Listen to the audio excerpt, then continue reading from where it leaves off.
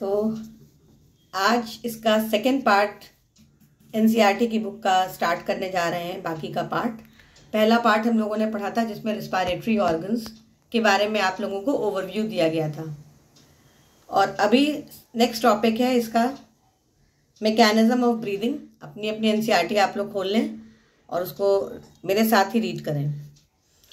तो mechanism of breathing का मतलब ये हुआ कि किस तरीके से एक्चुअली गैसेस पास होती हैं और कैसे क्या होता है ये हमको पता चलेगा। Breathing involves 2 stages: inspiration during which atmospheric air is drawn in and expiration by which the alveolar air is released out. तो ब्रीदिंग में बेसिकली 2 stages होती हैं। इंस्पायरेशन का मतलब हुआ अंदर जाना, यानी किसका अंदर जाना, ऑक्सीजन अंदर जाएगी। और एक्सपायरेशन जिसमें कि alveolar air is released out. Alveolar air का मतलब हुआ जहाँ पे लंग्स की एल्वियोलाई हम लोगों ने लास्ट टाइम पे पढ़ा था, वहाँ पे एक्सचेंज ऑफ गैसेस हुआ था। तो उस एक्सचेंज ऑफ गैसेस में एल्वियोलाई के अंदर कार्बन डाइऑक्साइड आ गया था और वहाँ से ऑक्सीजन अंदर चला गया था। तो एल्वियोलर एयर जिसके अंदर कार्बन डाइऑक्साइड है उसको एक्सपेल बाहर कर देते हैं, मतलब बाहर निकाल देते हैं, इसको एक्सपायरेशन कहते हैं। Movement of air in and out of the lungs is carried out by creating a pressure gradient between the lungs and the atmosphere। तो जो हवा का मूवमेंट जो है लंग्स के अंदर और लंग्स के बाहर होता है वो इस तरीके से होता है कि एक कैसे होता है, प्रेशर ग्रेडियंट की वजह से। आप लोगों ने बहुत पहले पढ़ा होगा डिफ्यूजन। डिफ्यूजन बताता है कि movement of molecules from high pressure area to low pressure area. High pressure से लो प्रेशर की ओर या हाई कंसंट्रेशन से लो कंसंट्रेशन की ओर का जो मूवमेंट होता है वो डिफ्यूजन कहलाता है। तो यहाँ भी वो फॉलो होता है जिसमें कि हाई प्रेशर एरिया से लो प्रेशर एरिया की तरफ मूवमेंट होता है। तो इसका मतलब प्रेशर ग्रेडियंट बनता है। ग्रेडियंट का मतलब होता है कोई हाई से लो की तरफ कोई चीज़ बनती चली आ रही है। तो inspiration can occur if the pressure with in the lungs intrapulmonary pressure is less than the atmospheric pressure, that is there is a negative pressure in the lungs with respect to atmospheric pressure। तो inspiration यानी हवा का अंदर खींचना ये तभी मुमकिन है जब अंदर लंग्स के अंदर का जो प्रेशर होता है जिसको कहते हैं इंट्रापल्मोनरी प्रेशर। इंट्रा मतलब होता है अंदर की ओर। लंग्स के अंदर का प्रेशर जब कम होगा और बाहर का ज्यादा होगा, बाहर का मतलब एटमॉस्फेयर का ज्यादा होगा, तो बाहर से अपने आप हवा अंदर की ओर खिंच जाएगी। तो अंदर ऑक्सीजन का नेगेटिव प्रेशर होना चाहिए, तभी इंस्पायरेशन में बाहर की से अंदर की ओर ऑक्सीजन जाती है। Similarly expiration takes place when the intrapulmonary pressure is higher than the atmospheric pressure. इसी तरीके से एक्सपायरेशन जो इंस्पायरेशन के ऑपोजिट होता है, इसमें क्या होता है कि यहाँ का प्रेशर, अंदर का जो प्रेशर होता है वो पॉजिटिव होता है, तो अंदर से बाहर की ओर जाता है। तो ये सीधी सी बात है, अगर आप लोग थोड़ा सा भी दिमाग लगाएं कि हमारे एटमॉस्फेयर में ऑक्सीजन का कंसंट्रेशन ज़्यादा है तो ऑब्वियसली लंग्स के अंदर कम है, तो बाहर से अंदर की ओर आती है। और जब सेल्स के अंदर ऑक्सीजन पहुंचती है तो वो मेटाबॉलिज्म करती है, रेस्पायरेशन करती है, जिसके फलस्वरूप कार्बन डाइऑक्साइड प्रोड्यूस होती है। तो हमारे सेल्स के अंदर, हमारे लंग्स के अंदर कार्बन डाइऑक्साइड का कंसंट्रेशन बाहर की तुलना में बहुत ज़्यादा होता है, जिसकी वजह से आराम से एक्सपेल हो जाती है, मतलब हाई प्रेशर से लो प्रेशर की ओर, अंदर से बाहर की ओर कार्बन डाइऑक्साइड, और हाई प्रेशर से लो प्रेशर की ओर मतलब ऑक्सीजन बाहर से अंदर की ओर आती है। The diaphragm and a specialized set of muscles, external and internal intercostals between the ribs, help in generation of such gradients। अभी बात बताई थी कि प्रेशर ग्रेडियंट जनरेट होता है, तो सवाल ये उठता है कि प्रेशर ग्रेडियंट कौन जनरेट करता है। तो डायफ्राम जो पीछे हम लोगों ने पढ़ा था कि एक डोम शेप का मसल होता है, तो वो ऊपर नीचे कर सकता है।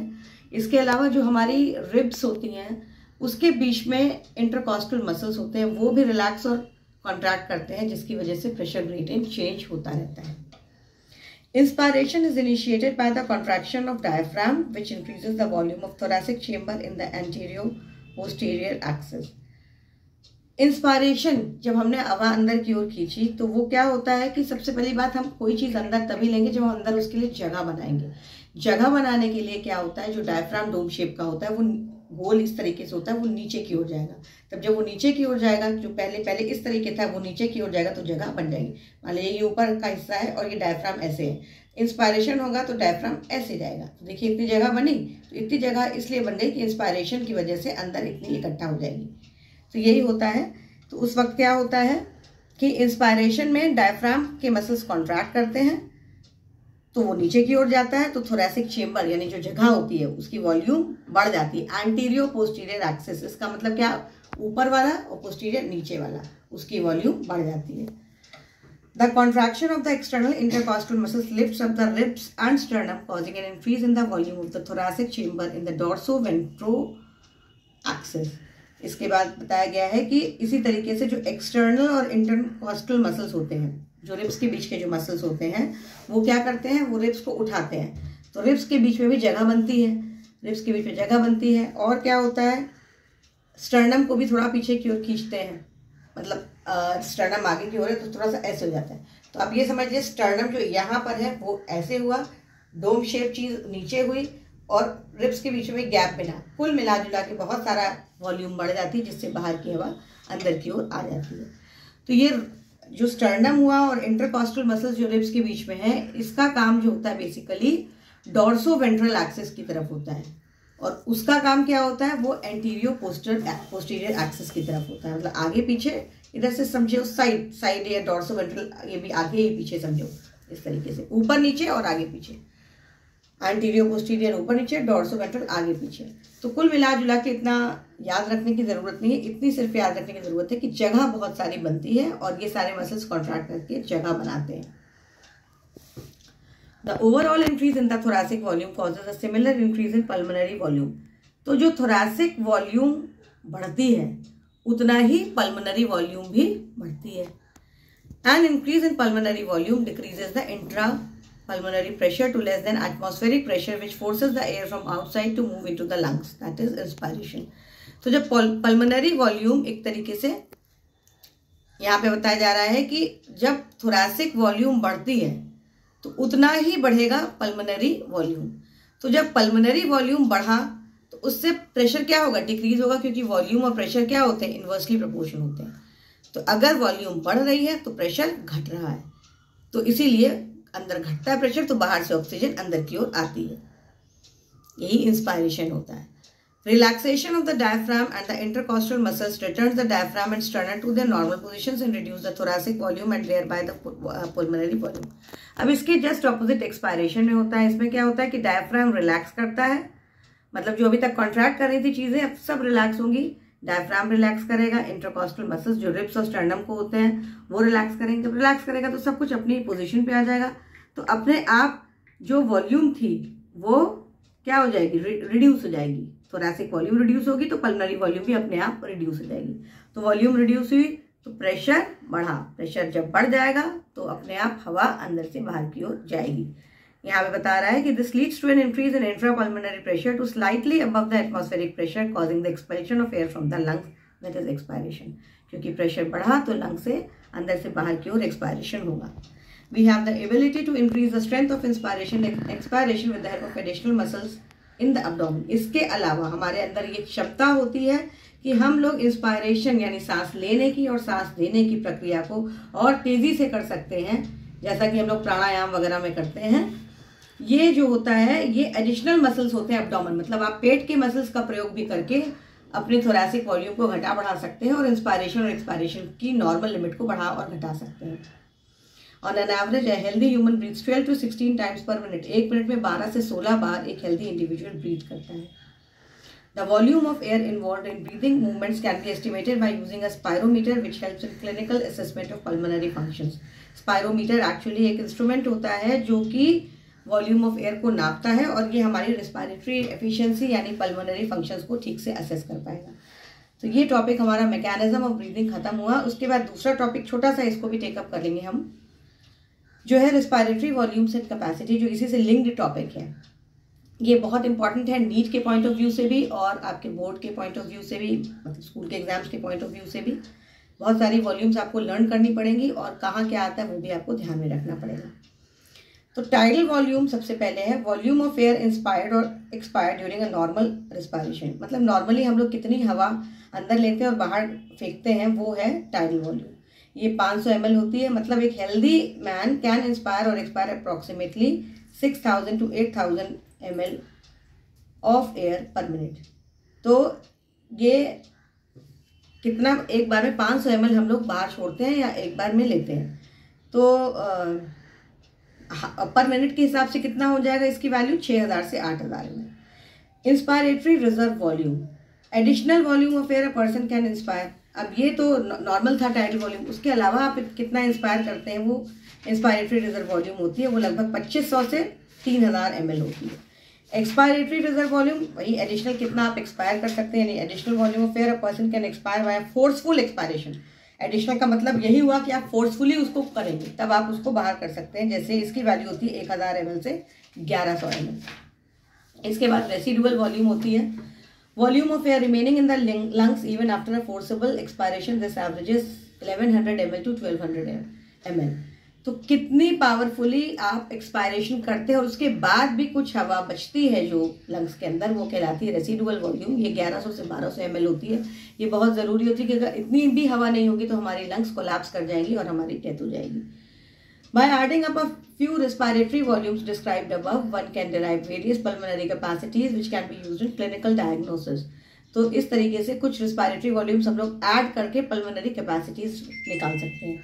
सबसे पहले है इंस्पायरेटरी कैपेसिटी। इसकी वैल्यू क्या होती है, total volume of air a person can inspire after a normal expiration. मतलब कितनी वॉल्यूम इंस्पायर कर सकता है एक नॉर्मल एक्सपायरेशन के बाद, कितनी इंस्पायर कर सकता है, वो इंस्पायरेटरी कैपेसिटी है। मतलब कितनी कैपेसिटी है आपकी उसको अंदर लेने की। ये जो होती है it includes tidal volume and inspiratory reserve volume. इसकी वैल्यू हमेशा tidal volume plus inspiratory reserve volume, ये कैपेसिटी हुई आप, तो टाइडल वॉल्यूम नॉर्मल वॉल्यूम हुई इसलिए वो जुड़ा, और इंस्पायरेटरी रिजर्व वॉल्यूम जितनी आप मैक्सिमम ले सकते हैं। एक्सपायरेटरी कैपेसिटी क्या होती है, total volume of air a person can expire after normal inspiration, this includes tidal volume and expiratory reserve volume. तो एक्सपायरेटरी कैपेसिटी कितनी तेजी से आप उसको हटा सकते हैं, बाहर कर सकते हैं इंस्पायरेशन के बाद।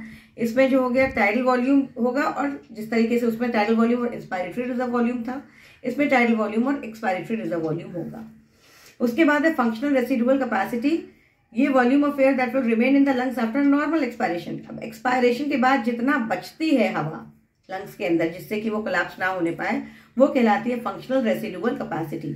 ये किसके बराबर होती है, inspiratory reserve volume plus reserve volume. फेंकने के बाद में जितना बचता है उन दोनों को जोड़ करके फंक्शनल रेसिडुअल कैपेसिटी, इतनी कैपेसिटी आपकी है लंग्स की। Vital capacity, the maximum volume of air a person can breathe in after a forced expiration. फिर से वही है कि मैक्सिमम जो कितनी एयर आप ब्रीथ कर सकते हैं एक्सपायरेशन के बाद, वो वाइटल कैपेसिटी कहलाती है।